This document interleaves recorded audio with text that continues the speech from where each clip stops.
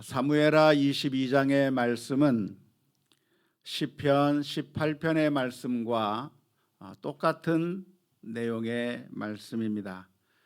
시편 18편에 다윗이 쓴 시로서 기록되어 있는 내용이 오늘 사무엘하 22장의 말씀 가운데 그대로 반복되고 있습니다.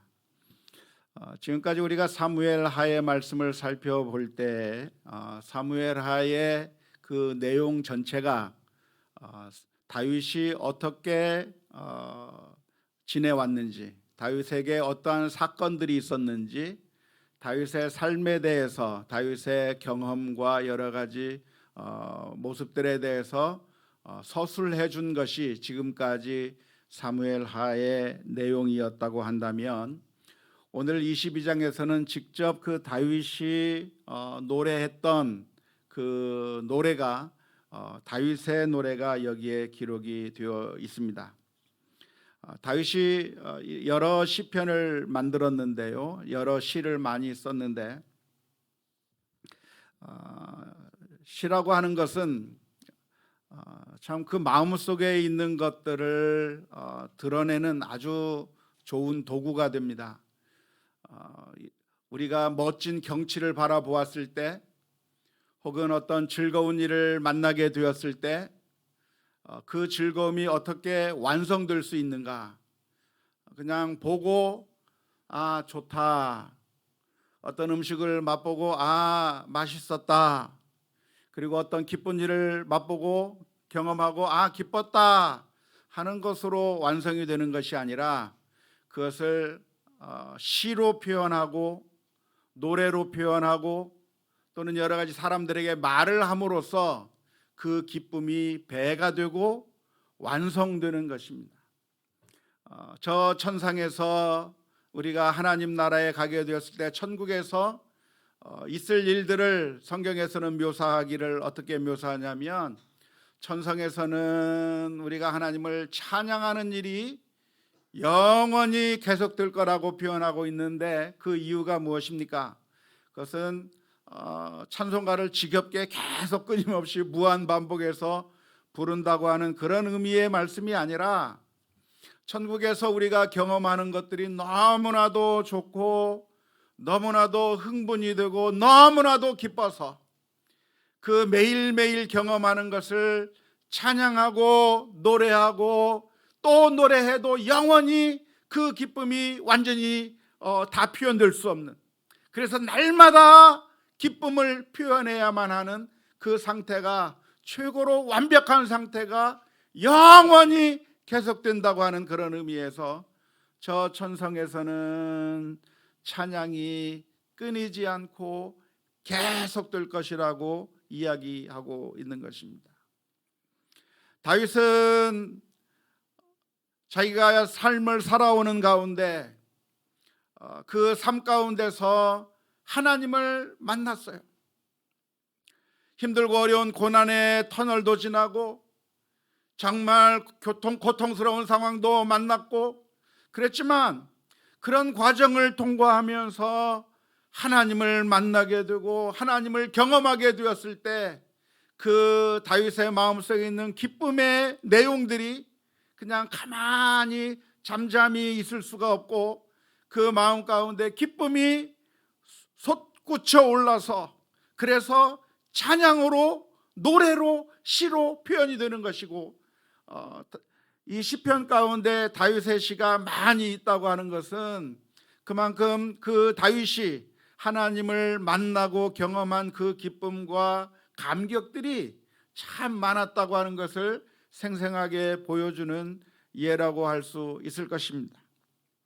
다윗은 그렇게 하나님을 경험하고 하나님을 만나는 가운데 그 기쁨을, 그리고 그 감격들을 시로 쓰게 되었는데요, 오늘 기록된 이 말씀은 다윗이 언제 정확하게 썼는지는 알 수는 없지만, 1절 말씀에 보면 하나님께서 다윗을 구원해 주셨을 때, 모든 원수의 손에서부터, 그리고 사울의 손에서부터 이제 다윗을 구원해내신 바로 그 날에 다윗이 기쁨 가운데서 이 시를 썼다고 기록하고 있으니까 아마도 이 시편은 비교적 다윗의 말년 즈음에 기록한 것이 아니겠는가 생각이 됩니다.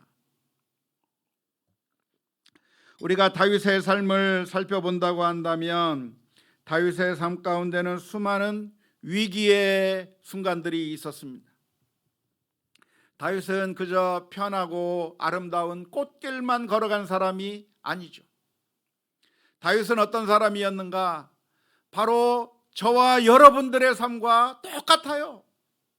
우리가 당하던 그 고통, 그리고 우리가 아픈 그 아픔, 그리고 우리가 겪어야만 했던 그 배신의 아픔들, 여러 가지 고통들을 우리가 살아가면서 겪을 수밖에 없는 것이고, 때로는 수많은 사람들이 돌을 던지는 가운데 무서워 떨기도 했었고, 또는 많은 사람들이 배신하는 가운데 외로움을 느낄 수도 있었고, 그런 수많은 고통과 아픔들이 다윗에게 전혀 없고 그냥 꽃길만 걸어간 것이 아니라 다윗도 우리처럼 힘들고 어려운 삶을 걸어갔던 사람이라고 하는 것을 우리는 너무나도 잘 압니다. 그런 위기의 순간들을 걸어갈 때, 그때에는 참 감사의 표현이 나오기가 어렵습니다. 하나님이 나의 하나님이시오, 나의 반석이라고 하는 그런 고백들이 나오기가 정말 어렵습니다. 특별히 아무런 이유 없이 고난을 당해야만 하는 그런 상황 가운데서, 그리고 악을 행하는 사람들은 오히려 잘 되는 그 모습들을 옆에서 지켜봐야만 하는 그런 상황 가운데서는 찬송이 흘러나오기가 쉽지가 않습니다. 하지만 그 다윗의 인생의 마지막에 이제는 하나님께서 다윗의 원수들을 하나씩 둘씩 다 정리해 주었을 때, 그래서 이제는 자신을 죽이려던 그 사울도 사라지게 됐고, 그리고 블레셋의 위험 가운데서도 하나님께서는 건져주셨고, 그리고 압살롬의 칼에서부터 다윗을 건져주시고, 세바의 반란으로부터 다윗을 건져준 그 인생의 마지막 즈음에 자신의 그 옛날 과거를 한번 돌아보게 될 때, 자기가 정말 위험한 그 길을, 인생의 길을 걸어왔는데 그 인생의 힘들고 어려운 길, 사망의 음침한 길이라고 설명할 수 있을 정도로 그렇게 힘들었던 길들을 걸어왔지만, 그것이 외롭고 쓸쓸하게 그냥 나 혼자 분투한 삶이 아니라 사실은 그 순간에도 하나님께서 함께 하셨고, 그 힘들고 어려운 순간에도 하나님께서는 보호해 주셨고, 하나님께서 지금까지 한 걸음 한 걸음 인도해 주셔서 여기까지 오게 되었다고 하는 사실을 깨닫게 되었을 때에 다윗의 고백 가운데 오늘 이 고백이 등장하게 된다고 할 수가 있겠습니다. 오늘 본문에 보면 다윗의 고백을 살펴볼 수가 있는데요, 하나님이 어떤 하나님인가에 대한 믿음의 고백이 오늘 본문에 기록되어 있습니다. 여호와 하나님은 어떤 하나님이신가? 하나님에 대해서 설명하기를 여호와는 나의 반석이시라, 여호와는 나의 요새시라, 나를 건지시는 자시고 내가 피할 반석이시고 나의 방패가 되시며 구원의 뿔이 되시고 높은 망대가 되시고 또한 피난처가 되시고 나의 구원자가 되신다고 고백하고 있습니다. 여기서 사용하고 있는 모든 비유들, 메타포들은 다윗이 어려운 그런 상황 가운데 처해 있을 때 다윗을 안전하게 보호해주는 그런 메타포들을, 그 비유들을 사용하고 있는 겁니다. 반석이라고 하는 것이 무엇입니까? 반석, 커다란 돌. 그 커다란 돌이라고 하는 것은 적군으로부터 화살이 날아올 때에 그 반석 밑으로 그 뒤로 숨어버리면 아무리 센 화살이 날아온다고 할지라도 그 화살로부터 나를 보호해주는 그런 역할을 하는 것이 반석일 텐데, 하나님이 내게 어떤 하나님이었는가, 나를 보호해 주시는 반석과 같고, 하나님은 나를 지켜주시는 방패와 같은 하나님, 그 힘든 고난의 상황 가운데서 하나님께서는 나를 지켜 보호해 주셔서 여기까지 오게 되었다고 하는 그런 믿음의 고백이 오늘 성경 말씀 가운데 기록되어 있습니다. 그동안 다윗에게는 수많은 적들이 있었습니다. 우리가 알다시피 다윗은 적을 만들기를 원했던 사람이 아니라 가능하면 적을 만들기를 원치 아니하였고, 자신을 적으로 삼는 사람들도 용서하면서, 그리고 그 적들을 자기 편으로 만들고 함께 일하기를 원했고 함께 동료가 되기를 원했던 사람이 바로 다윗이었지만, 아무리 다윗이 그렇게 마음을 먹는다고 할지라도 다윗을 죽이겠다고 달려드는 그 사람들을 어찌할 수가 없었을 겁니다. 그리고 그 원수들 앞에서 다윗의 목숨은 이제 풍전등화와 같이 이제 까딱하면 이제 그 목숨을 잃을 수밖에 없는 그런 아주 위험한 가운데 있었는데, 지금까지 수많은 인생을 살아오는 가운데 하나님께서 매 순간순간마다 지켜주시고, 사울이 군대를 이끌고 와서 다윗을 죽이려고 했지만 블레셋이 쳐들어오는 바람에 사울이 다윗을 죽이려고 하던 그 공격을 멈추고 할 수 없이 블레셋과 싸우러 가야만 하는 그런 상황을 통해서 구해주셨던 그 하나님,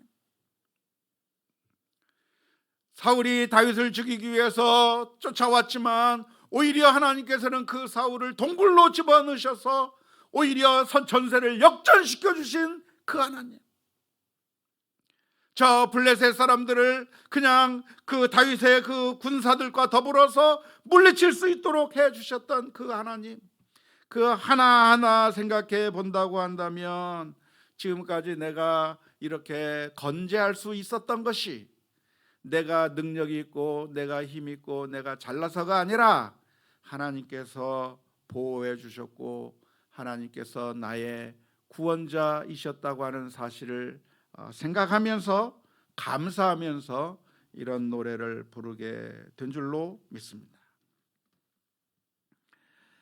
아마 다윗은 그 고난의 길을 걸어가는 동안에는 이렇게 고백하기가 정말 어려웠을 겁니다. 그러니까 다윗이 쓴 시편을 보면 늘 감사와 찬송의 시편만 있는 것이 아니라 때로는 하나님 앞에 항의하는 시도 있었습니다. 그 항의하는 시가 뭡니까? 하나님 도대체 언제까지입니까? 라고 하는 시가 있어요. 하나님 언제까지 그냥 내버려 두십니까?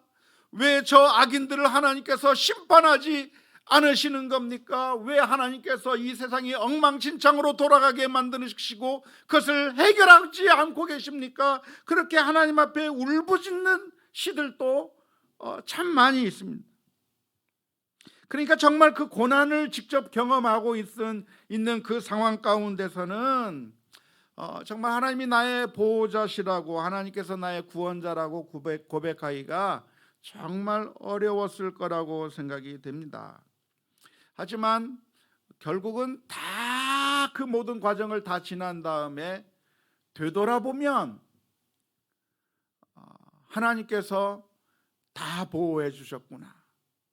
그 정말 위기 가운데서도, 위기가 없었으면 좋았을 뻔했지만 위기가 있었어도 그 위기가 나를 완전히 멸망시킨 것이 아니라 하나님께서 나를 보호해 주셨다고 하는 사실을 고백할 수가 있었는데, 이 모습을 보면서 오늘 저와 여러분들이 기억해야 될 것이 있다고 한다면, 우리가 고난의 터널을 지날 때 절망할 것이 아니라 이 고난의 터널을 지나고 나면 우리도 다윗처럼 고백할 수 있겠구나라고 하는 그 사실을 미리 바라볼 수 있는 우리 모두가 다 될 수 있기를 주님의 이름으로 축원합니다.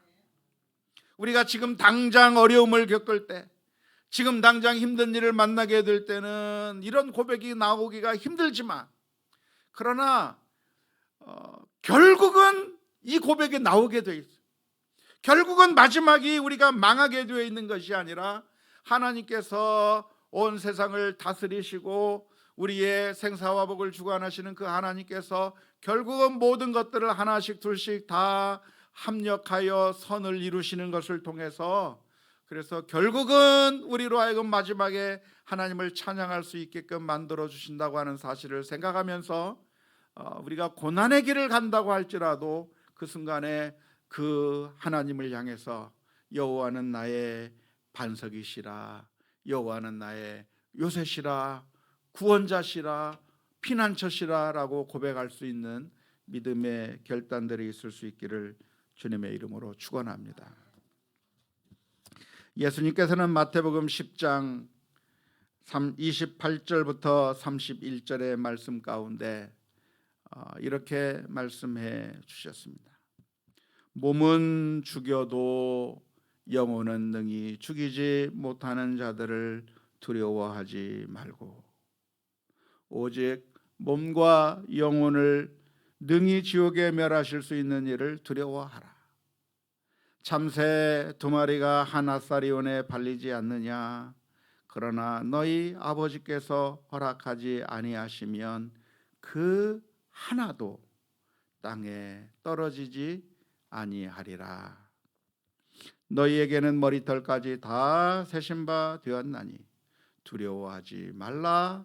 너희는 많은 참새보다 귀하니라. 이 말씀은 복음을 전하러 가는 제자들을 향해서 주신 말씀인데, 제자들이 복음을 전하러 가는 그 길이 평탄하고 정말 순조롭게 모든 일들이 진행되지 않을 거라고 하는 것을 말씀하시면서 주신 말씀입니다. 복음을 전하러 가는 길에 무엇이 기다리고 있을 것인가? 우리를 죽이려고 달려드는 사람들이 있을 것이다. 마치 우리가 양이 이리들 사이에 들어가는 것처럼 그렇게 위험한 일을 만나게 될 것이라고 주님께서 설명하신 후에 하신 말씀, 그러면서 하시는 말씀이 그런데 너희들을 죽이려고 달려드는 저 무리들을 두려워하지 말라. 왜냐하면 하나님께서 너희를 지켜 보호해 주실 것이라고.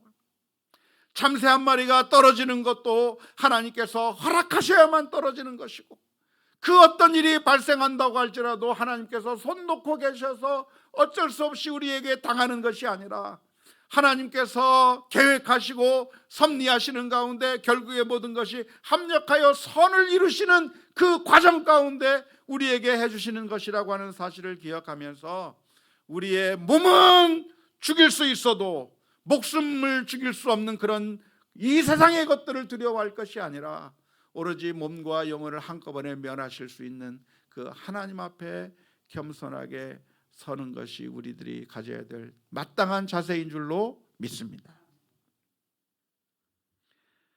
우리가 기억해야 될 말씀이 있다고 한다면 로마서 8장 35절의 말씀입니다. 누가 우리를 그리스도의 사랑에서 끊으리요? 환난이나 곤고나 박해나 기근이나 적신이나 위험이나 칼이랴.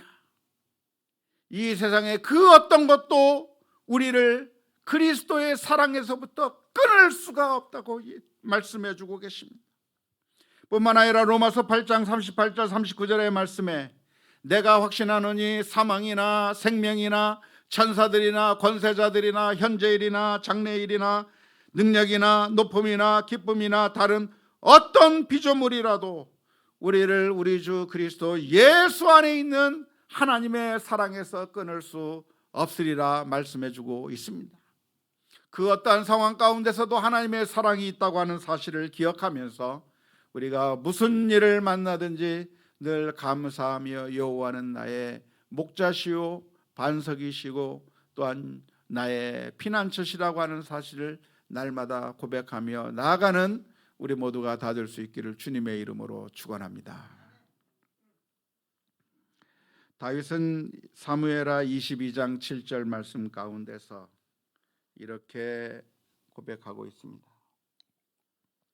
내가 환난 중에서 여호와께 아뢰며 나의 하나님께 아뢰었더니 그가 그의 성전에서 내 소리를 들으시며 나의 부르짖음이 그의 귀에 들렸도다. 다윗은 과거를 회상하면서 노래하기를 뭐라고 회고하고 있습니까? 내가 옛날에 어려운 일을 당했었는데, 환난을 당했었는데 그 환난 가운데 내가 하나님 앞에 부르짖었더니 하나님께서 내 소리를 들으셨다라고 고백하고 있는 것이죠. 오늘 저와 여러분들도 이 말씀을 보면서 우리가 환난을 만난다고 한다면 가만히 있을 것이 아니라 하나님 앞에 부르짖으며 나아갈 수 있기를 바랍니다. 우리가 고통 가운데 있다고 한다면 하나님께 부르짖어야 하는데요, 부르짖는 것이 곧 하나님을 찾는 것이기 때문에 그렇습니다. 하나님께 나아가는 겁니다. 이 고통이라고 하는 것은 우리가 하나님께 나아갈 기회가 되는 것인데, 그 힘들고 어려운 상황 가운데 하나님 앞에 나아가 또 하나님을 향해서 부르짖는다고 한다면 하나님께서 응답해 주시겠다고 약속해 주셨습니다. 특별히 예레미야서 33장 2절 3절 말씀에 이를 행하시는 여호와, 그것을 만들며 성취하시는 여호와, 그의 이름을 여호와라 하는 이가 이와 같이 이르시되 너는 내게 부르짖으라 내가 내게 응답하겠고 내가 알지 못하는 크고 은밀한 일을 내게 보이리라 말씀하셨습니다.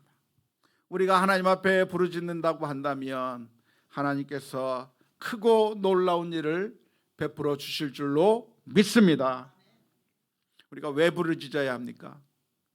부르짖지 않으면 그냥 우연이 된 줄 알아요. 그런데 하나님 앞에 부르짖어야 되는데요, 사실 문제가 해결되는 것보다도 더 중요한 것이 있는데 그것은 우리가 하나님과 가까이 나아가는 거예요. 하나님과의 생생한 관계 속으로 들어가는 거예요. 우리들은 지금 제일 중요한 게 뭐라고 생각하냐면 그 문제가 해결되는 게 제일 중요하다고 생각을 하게 되거든요. 하나님 이 문제만 좀 해결해 주세요, 이것 좀 어떻게 좀 해주세요라고 그 문제 해결이 가장 중요하다고 생각을 하지만 사실 우리들에게 있어서 제일 중요한 것이 무엇이냐면 문제 해결보다도 더 중요한 것은 그걸 통하여서 하나님과의 생생한 관계 속으로 들어가는 것이 훨씬 더 중요해요. 그래서 하나님께서 부르짖으라고 말씀하시는 거죠. 그래서 하나님에게 나가서 하나님의 자녀됨을 보여주고 하나님과의 관계 속으로 들어가게 된다고 한다면 그것이야말로 우리에게 엄청난 큰 축복의 기회가 될 줄로 믿습니다. 고통의 기간이라고 하는 것은 하나님을 더욱더 잘 만날 수 있는 기간이고, 그리고 그 하나님과 만나기 위해서는 우리가 부르짖으면서 하나님 앞에 나아가야 될 줄로 믿습니다. 다윗이 부르짖었을 때 어떤 일이 있었는가? 하나님께서 성전에서 다윗의 소리를 들으셨다고 표현하고 있습니다. 7절 말씀에.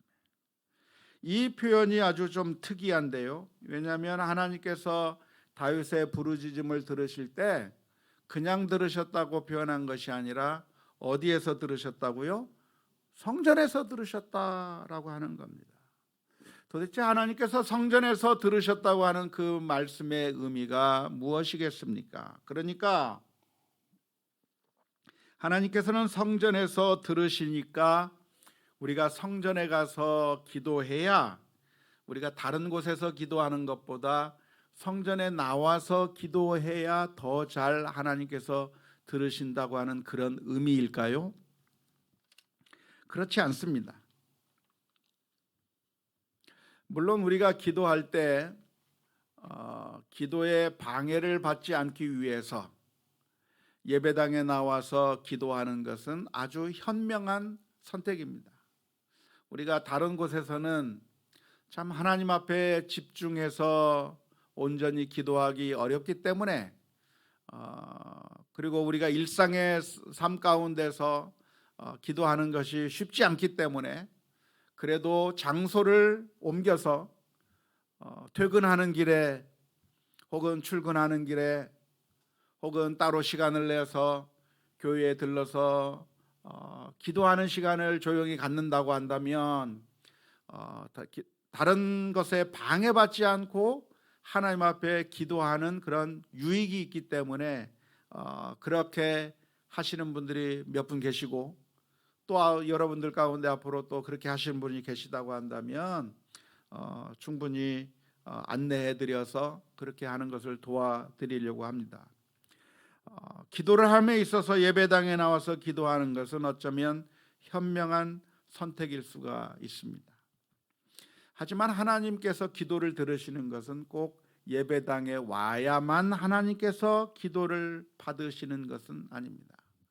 다윗이 기도할 때 성전에서 하나님께서 들으셨다고 하는 그런 의미는 무엇입니까? 그것은 하나님은 어떤 분이십니까? 영이신 하나님이시잖아요. 영이신 하나님이라고 하는 이야기는 장소의 구애를 받지 않으시는 하나님이라고 하는 그런 의미입니다. 따라서 우리가 어디에서 기도하든지 하나님은 귀를 기울이시고, 우리가 정말 어느 곳에 있든지 하나님은 우리가 기도하면 항상 들으신다고 하는 사실을 믿고 기도해야 할 겁니다. 요한복음 4장 23절 24절의 말씀에 아버지께 참되게 예배하는 자들은 영과 진리로 예배할 때가 오나니 곧 이때라. 아버지께서는 자기에게 이렇게 예배하는 자들을 찾으시느니라. 하나님은 영이시니 예배하는 자가 영과 진리로 예배할지니라. 하나님은 육신을 가지고 있어서 한 곳에 계시는 분이 아니라 하나님은 영이시기 때문에 어디든지 계심으로, 영으로 어디서든지 하나님 앞에 예배하기만 하면, 하나님께 나아가기만 하면 하나님께서는 만나주시겠다고 하는 그런 말씀이거든요. 그런데 왜 오늘 다윗은 내가 하나님 앞에 기도했을 때 하나님께서 성전에서 들으셨다고 표현하고 있는 것입니까? 그것은 하나님의 계시는 장소가 성전이라고들 생각하고 있었는데, 자기가 기도를 했는데 어디서 기도했어요? 성전에서 기도했겠습니까? 성전에서 멀리 떨어진 곳에서 기도했겠습니까? 다윗이 성전에서 멀리 떨어진 곳에서 다윗이 기도한 거예요. 그 성전에 나와서 하나님 앞에 예배할 수 있는, 기도할 수 있는 상황이 아니에요. 다윗은 지금 도망자 신세이기 때문에 예루살렘에 갈 수가 없습니다. 그래서 다윗은 어디서 기도해야 되느냐? 저 전쟁터에서 기도해야 되는 거예요. 다윗은 어디서 기도해야 되는가? 저 블레셋 사람들 사이에서 기도를 해야 되는 거예요. 다윗이 성전에서 기도하지 못하고 어디서 기도해야 됩니까? 아둘람 굴 속에서 기도해야 되는 그런 상황을 맞이하게 되고, 성전에 갈 수 없는 그런 상황이에요. 그런데 하나님의 말씀을 보면 하나님께서 그 성전에서 만나 주시겠다고 구약 성경에서 이야기하고 있는데, 나는 성전에 갈 수 없지만 성전에서부터 멀리 떨어져서 지금 내가 하나님 앞에 기도하고 있는데, 놀랍게도 하나님께서 성전에서부터 멀리 떨어진 내 기도를 들으셨다. 성전에만 계신 줄 알았는데, 성전에 계신 하나님인 줄 알았는데, 하나님께서는 성전 멀리 떨어져 있는 내 기도를 들으셨다고 하는 그런 의미에서 성전에만 계신 줄 알았던 그 하나님이 내 기도를 들으셨다라고 고백하는 표현이 하나님께서 내게 성전에서 들으셨다고 하는 표현입니다. 하나님이 영이신 하나님이라고 하는 것이 얼마나 감사한지 모릅니다. 왜냐하면 하나님은 우리가 부르면 부르는 그 순간에 만날 수 있기 때문에 그런 거죠. 아주 긴박한 그 순간에 결국은 하나님 앞에 울부짖으면, 내가 교회에 와야만, 성전에 와야만, 그래야 하나님과 만날 수 있는 것이 아니라 지금 바로 있는 그 자리에서 하나님께서 우리의 기도를 들어주신다는 거예요. 119 응급대원들이 이렇게 반응을 하는데요, 이렇게 심근경색으로 쓰러지고 심장마비로 쓰러진 사람들이 있으면 심폐소생술을 해야 된다고 하잖아요. 심폐소생술을 해야 되는데 소방서에서 근무한 우리 윤석진 전사님의 얘기를 들어보니까 무슨 얘기를 하냐면 이렇게 심장마비로 쓰러지게 되면 대부분의 경우는 그냥 사망으로 연결이 된다는 거예요. 정말 예외적인 케이스 몇몇 케이스만 살아나는데 그 경우에는 어떤 사람들이 살아나는가? 바로 쓰러졌을 때 그 옆에서 심폐소생술을 하기 시작해가지고 심폐소생술을 제대로 하면 그나마 생명을 건질 수 있는 기회가 주어진다는 거예요.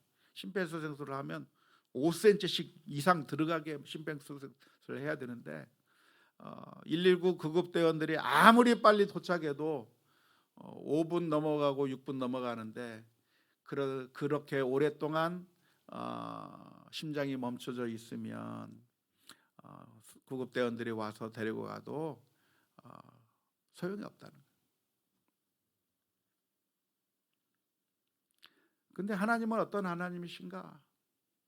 저 성전에만 계셔서 우리가 힘드는데 여기서 하나님 좀 도와주세요 했을 때 하나님께서 5분 10분 걸려서 우리에게 오시는 것이 아니라 하나님은 우리가 어디에 계시든지 응답해 주실 수 있다고 하는 것이 놀라운 은혜라는 것이에요.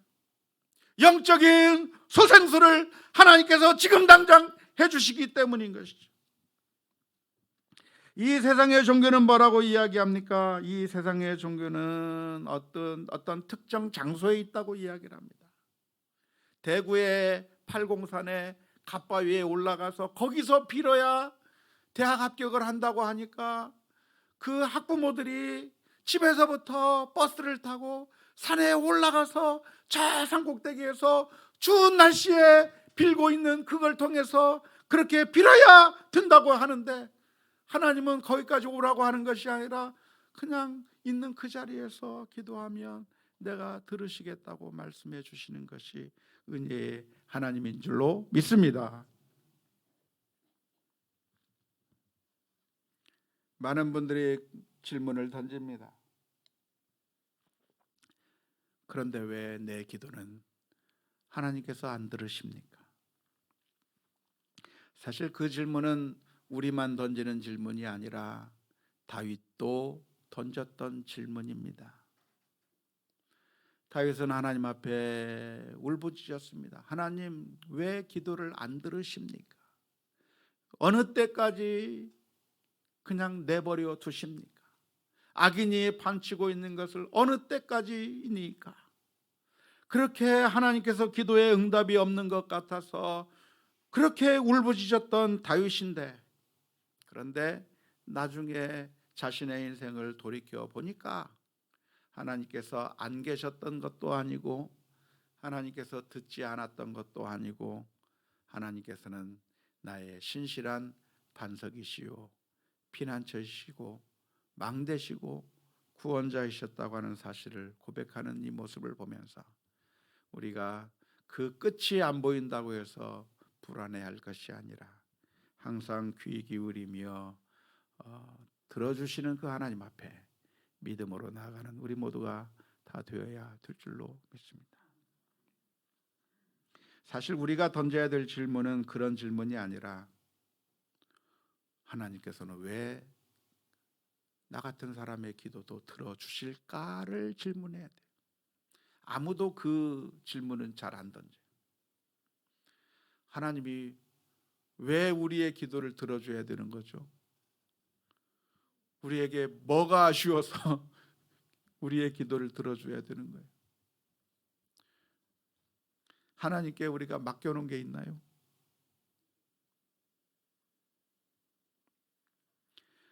늘 하나님을 배반하고 살았던 우리들의 모습, 늘 죄악의 길로 가던 우리들의 모습, 하나님께서 지금 당장 내치고 지옥불로 떨어뜨려도 아무런 항거할 수 없이 쓰러질 수밖에 없는 우리들이 기도할 때 하나님께서 들어주시는 이유는 그것은 우리에게 무엇이 있기 때문이 아니라 하나님께서는 일방적으로 우리를 사랑해 주셔서 우리를 자녀 삼아 주시고 우리의 기도를 들어주시기 때문입니다.